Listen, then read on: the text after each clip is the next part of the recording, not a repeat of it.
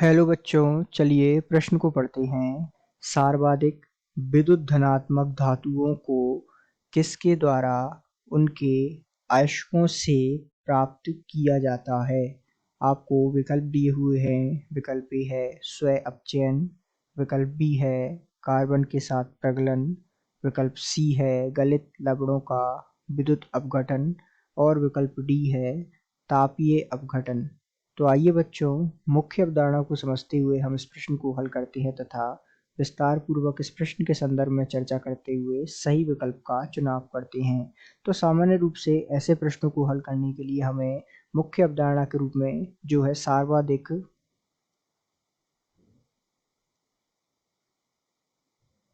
विद्युत धनात्मक धातुओं के बारे में कुछ जानकारी होना आवश्यक है। तो आइए हम उस पर चर्चा करते हैं।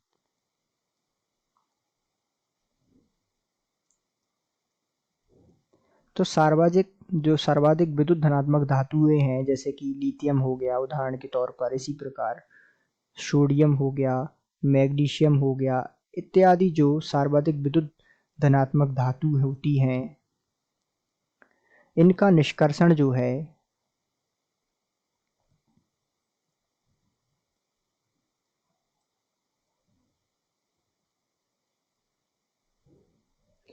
है गलित अवस्था में किया जाता है। अर्थात जैसा कि हमने उदाहरण के में समझा, जो सर्वाधिक विद्युत धनात्मक धातु जैसे उदाहरण हमने देखा लिथियम हो गया, सोडियम, मैग्नीशियम, इनके जो गलित लवणों का विद्युत अपघटन किया जाता है। अर्थात इनका निष्कर्षण करने के लिए जो गलित लवण हैं, इनके गलित लवणों का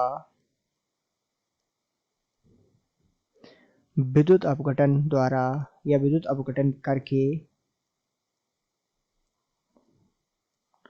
करके इन्हें प्राप्त या इनका निष्कर्षण किया जाता है।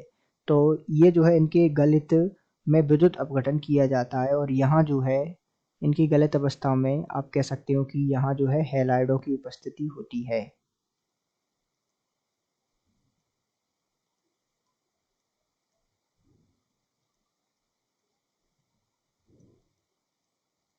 जैसे इसी बात को हम एक उदाहरण द्वारा समझे, तो ये जो है यदि NaCl अर्थात सोडियम क्लोराइड का विद्युत अपघटन करें, तो सबसे पहले इसको हम जो है गलित अवस्था में लाते हैं, एक्वस अवस्था में, फिर इसका विद्युत अपघटन करते हैं तो यहाँ हमें Na+ मिल जाता है और साथ में Cl- जो कि एक हैलाइड है, अर्थात Cl- मिल जाता है, Cl- आयन और Na+ मिल जाता है।